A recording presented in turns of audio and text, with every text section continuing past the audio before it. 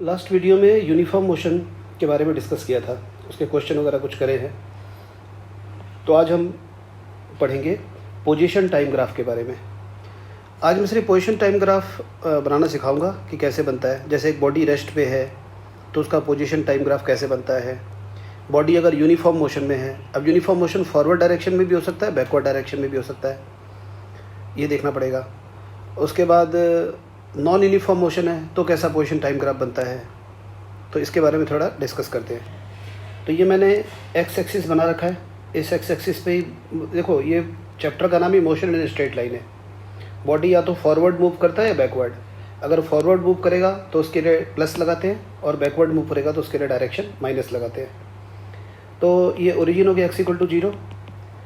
तो अभी सपोज करो एक बॉडी रेस्ट पे है, X equal to 25 metre. For example हम ले लेते हैं कि एक्स इक्वल टू 25 मीटर, इस पॉइंट पे एक ट्री है, यहाँ पर उसकी पोजीशन एक्स इक्वल टू 25 है। यहाँ पे एक ट्री बना देता हूँ मैं। At time T equal to 0 tree की position X equal to 25 meter है। फिर घड़ी की सुई जब 10 पे जाएगी, जैसे ये स्टॉप वॉच है, एक तरफ तो देखो ये ट्री है और स्टॉप वॉच में टाइम बीत रहा होगा। जब टाइम 10 हो जाएगा, शुरुआत यहाँ टाइम टी इक्वल टू 0 से है, टाइम जब 10 हो जाएगा तो भी एक्स की वैल्यू 25 होगी। टाइम जब 20 हो जाएगा तब भी 25, मतलब टाइम बीत रहा है, 10, 20, 30, 40, मतलब टाइम बीत रहा है, लेकिन वो जो ट्री की जो पोजीशन है वो चेंज नहीं हो रही है। तो अगर किसी बॉडी का पोजीशन टाइम के साथ अगर चेंज नहीं होता है तो बॉडी रेस्ट पे होता है। तो यहाँ पर ये 25, 25, 25, 25। तो पोजीशन टाइम ग्राफ जब हम बनाते हैं तो इसमें हम एक्स और वाई एक्सिस बनाएंगे। वाई एक्सिस पे हम पोजीशन यानी कि जो एक्स की वैल्यू को प्लॉट करेंगे, पोजीशन को हम वाई एक्सिस से प्लॉट करेंगे और टाइम को एक्स एक्सिस पे। उल्टा भी कर सकते हैं, लेकिन आमतौर पे ऐसे ही होता है कि टाइम को हमने एक्स एक्सिस से प्लॉट करना है और पोजीशन को वाई एक्सिस पे। ये पोजीशन एक्सिस है, ये 5 मीटर, 10 मीटर, 15, 20, 25 मीटर, 30 ऐसे कर करके 30 कर दिया, 35 ऐसे प्लॉट किया हुआ है। और यहाँ पे टाइम की वैल्यू 10 सेकेंड, 20 सेकेंड, 30, 40 ऐसे करके ये वैल्यूज़ है ग्राफ में। तो टाइम एक्सिस ये हो गया, ये टाइम है, इधर टाइम प्लॉट कर रहे हैं, उधर पोजीशन। और पोजीशन अगर नेगेटिव में हुआ जैसे -25 ऐसे, तो ये फिर यहाँ नीचे भी प्लॉट कर सकते हैं। तो प्लॉट कर रहा हूँ मैं, तो ग्राफ प्लॉट करके ये मिलेगा 10, 25, 20, 25, 30, 25, 40, 25, ये सारे वैल्यूज़ यहाँ पे हैं। तो ये पॉइंट्स है, इनको प्लॉट करके ये स्ट्रेट लाइन मिलेगा। तो बॉडी रेस्ट पे है तो पोजीशन टाइम ग्राफ ऐसे बनता है, टाइम एक्सिस के पैरेलल। ये टाइम एक्सिस है, इसके पैरेलल ये रहा बॉडी रेस्ट पे, और ये रहा position time graph. Y axis पे पोजीशन, एक्स एक्सिस पे टाइम। तो यहाँ पर लिखेंगे x इक्वल टू 25 मीटर, x इक्वल 25, ये इक्वेशन बन गया। टाइम पे डिपेंड ही नहीं है, टाइम के साथ मतलब क्या है कि पोजीशन चेंज नहीं हो रही है। और अगर ये ट्री x इक्वल टू -25 यहाँ पर अगर है तो ग्राफ यहाँ पे बनेगा ऐसे, टाइम एक्सिस के पैरेलल इस साइड बनेगा ग्राफ। ठीक है, ये टाइम t इक्वल टू 0 से शुरू करते हैं। यहाँ पे जो टाइम होंगे सारे नेगेटिव वैल्यूज़ ऑफ टाइम होंगे, मतलब स्टॉप वॉच को स्टार्ट करने से पहले। तो ये बॉडी रेस्ट पे तो ऐसा बनता है position time graph. XT graph for uniform motion, forward direction में पार्टिकल मूव कर रहा है। तो ये अलोंग एक्स एक्सिस से पार्टिकल मूव कर रहा है। टाइम t इक्वल टू 0 पे x इक्वल टू 0 यहाँ पर पार्टिकल है। 10 सेकेंड के बाद particle x equal to 20 metre यहाँ पे है। टाइम t इक्वल टू 20 पे x equal to 40, time t equal to 30 पे x equal to 60, time t equal to 40 पे x equal to 80, time t equal to 50 पे x equal to 100। तो ये मैंने टेबल में बना रखा, देखो time 0 x equal to 0, time 10, जब टाइम 10 हो गया, घड़ी की सुई जब 10 पे है तो टाइम 20, ये x इक्वल 20, फिर ये ऐसे सारे वैल्यूज़ हैं। अब ये ग्राफ पे प्लॉट करना है। टाइम मैं ऐसे प्लॉट करता हूँ, टाइम ये 0, ये हो गया 10, 20, 30, 40, 50। अब इसका ग्राफ मैं बना देता हूँ। ये पॉइंट्स प्लॉट कर दिया मैंने। ये 10,20 टाइम की वैल्यू 10 है यहाँ पे और पोजीशन की वैल्यू 20 है। ये देखो टेबल में ये point 20 second 40 metre, 30 second 60 metre, 40 ये कोऑर्डिनेट्स है, मतलब हमें प्लॉट नहीं कर रहा है, दिखा नहीं रहा है, शो नहीं कर रहा है। चलो दिखा देता हूँ, एक्चुअली स्पेस नहीं बचेगा, कोई बात नहीं, समझ तो आएगी है ना।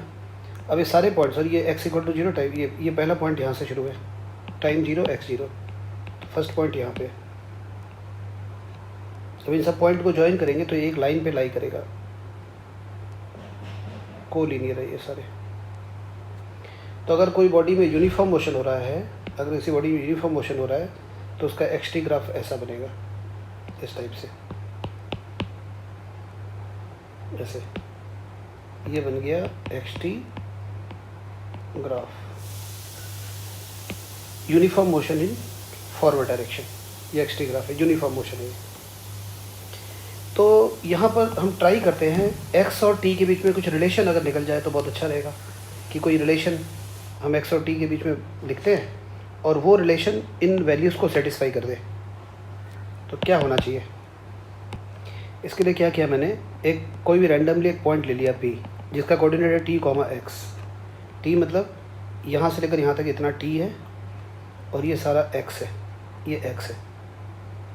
तो ये जो ट्राइंगल है ना, ये वाला ट्राइंगल, ये ट्राइंगल और कोई भी ट्राइंगल ले लो, ये छोटे वाला ट्राइंगल ले लो, सिमिलर है।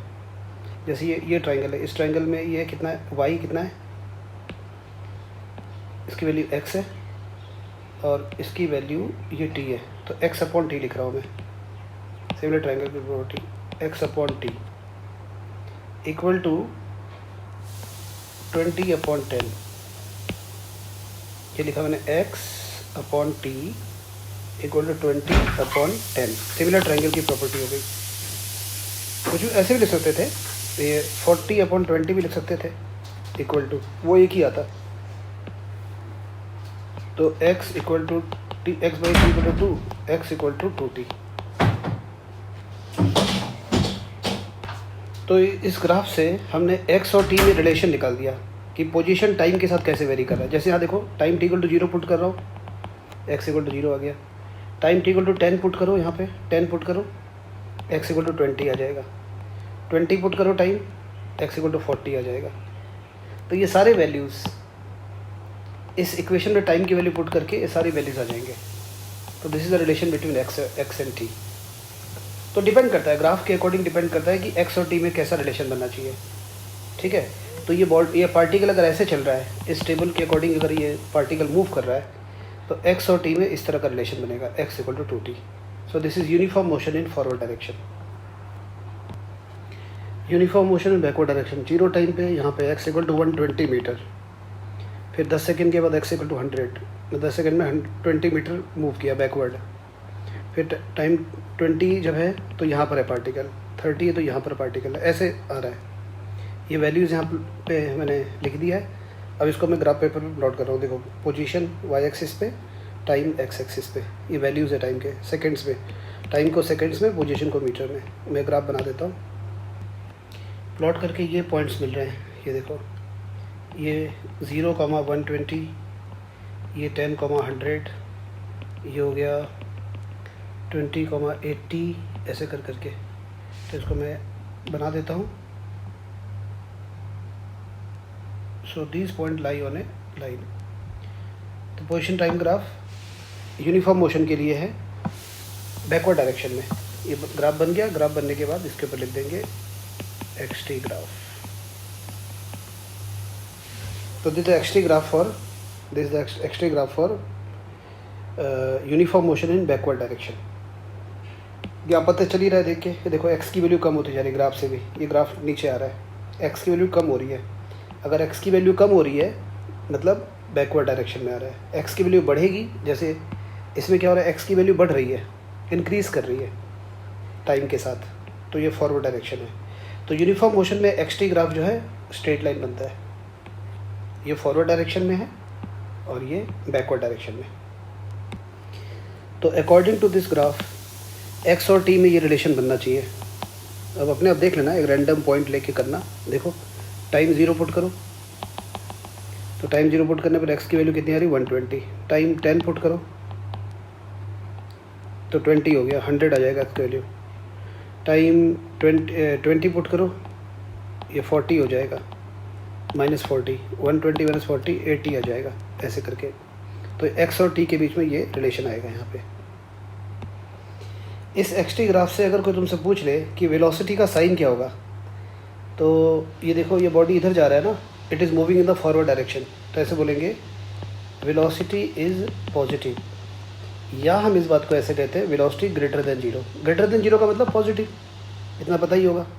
और यहाँ पे x की वैल्यू देखो, x की सारी वैल्यूज़ क्या हैं, पॉजिटिव है, तो यहाँ पे x की वैल्यू भी ग्रेटर देन जीरो।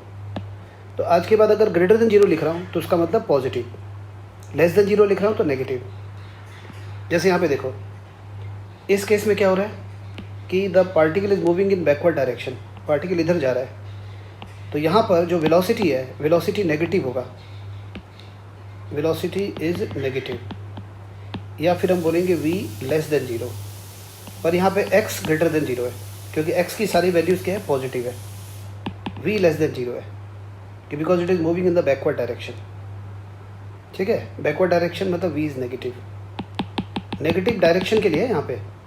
तो इसलिए कभी कभी हम v लेस देन जीरो भी लिख देते हैं। लेस देन जीरो का मतलब वेलोसिटी नेगेटिव डायरेक्शन में, मतलब इधर जा रहा है, बैकवर्ड डायरेक्शन में है velocity, body is moving in backward direction.